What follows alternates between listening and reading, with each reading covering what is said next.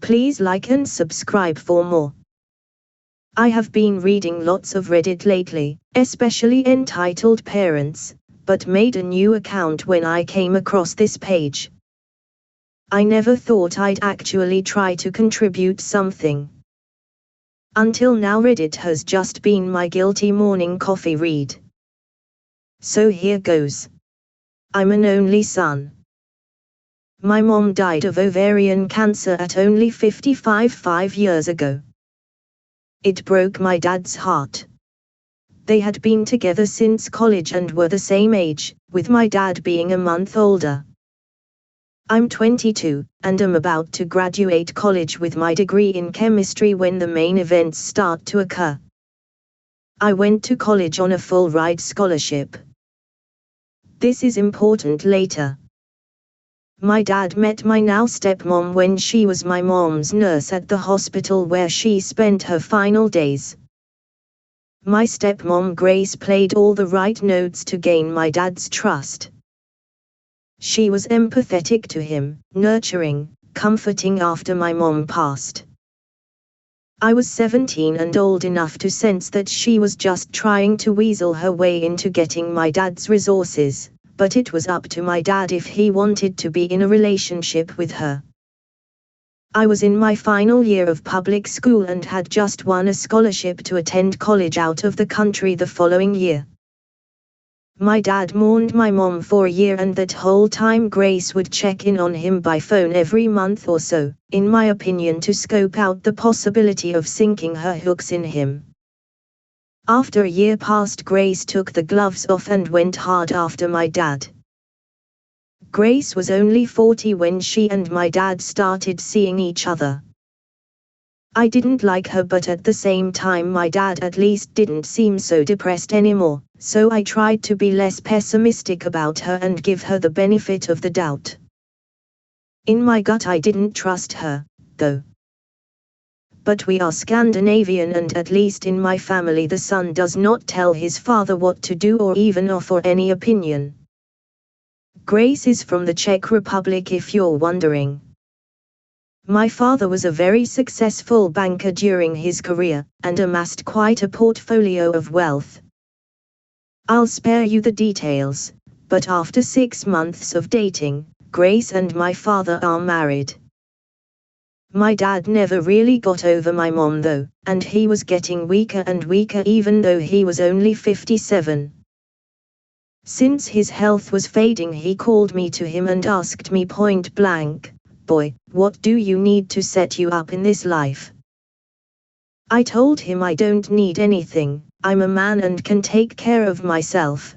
But what are you even talking about, Dad? You're going to be around for decades yet.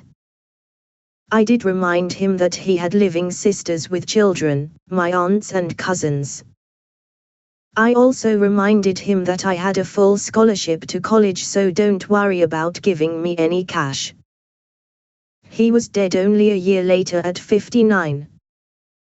I of course have seen lots of Hollywood movies, so I consider the conspiracy theory that maybe my dad's nurse wife poisoned him and made him sign over all his money to her. But I really honestly do not think that's what happened. Other relatives didn't like Grace either, but they knew my dad was totally in love with my mom and that her death utterly broke him. Well, long story short, my dad bequeathed his 5-bedroom house to me even though I wasn't expecting it and didn't ask for it. He gave a small endowment to each of his sisters and their children. He left about 80% of all his existing money to Grace, which amounted to several hundreds of thousands of dollars. My dad ignored me because he's generous to a fault and still gave me several tens of thousands of dollars, which were of course very useful to me. Grace tried to put on a friendly front, but I could tell she was angry as hell that she didn't get my dad's house, too. That belonged to me, and I had the legal papers to prove it. She was especially mad because we live in an extremely upscale and trendy location, and houses are hard to come by and easily sold for massive profit.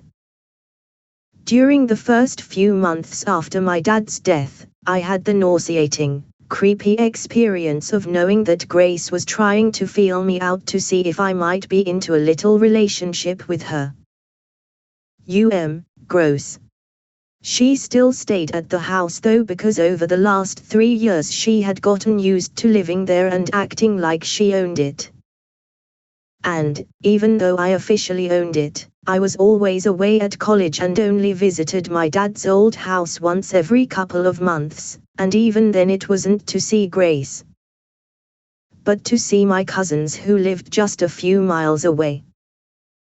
I downplayed the fact that it was really my house, and over the months I think Grace gradually forgot that she really had no legal right to the house. She probably believed that sooner or later, because I never asked her for any of the hundreds of thousands of my dad's dollars that she now had, that I was somehow independently wealthy and would just give up my house to her. I knew I'd eventually hydrogen bomb this B*TCH when she started dating some new guy only 5 months after my dad was in the ground. And one time when I came home from college after graduating, she and her new boyfriend, some sleazy-looking D-bag named Ivan, who was only a few years older than me, were acting like I was a guest in my own house and that they owned it. I played along. Grace told me she gave away my PlayStation 4 to Ivan's cousin because I'm too old to play with video games. I don't even know this mother of asterisk and you give him my PS4 to give away to some other *T who I also don't know. I quickly changed all my network passwords that same day. I smiled, but I knew what I had to do eventually. She also said that she and Ivan were getting married because I just can't mourn your father forever. I have to move on with life. I tell her that I graduated college and already secured employment with a local firm, and will soon find a new place to live. She looks thrilled. Especially the part where it looks like I'll soon have a new place to live. Then in a patronizing way she tells me, "You always have a place in our house though, you are welcome to stay whenever you please." Thanks, Grace, really generous of you. What I really say is that I will probably have a new place in 3 months. She says that is wonderful because she intends to go to her homeland to have a wedding with Ivan and afterward have her honeymoon. She assures me it's a local affair, otherwise I'd invite you, honey. And anyway, I know you're so busy. I congratulate her. She asks me if I can watch the house for her. Watch my own house? Sure.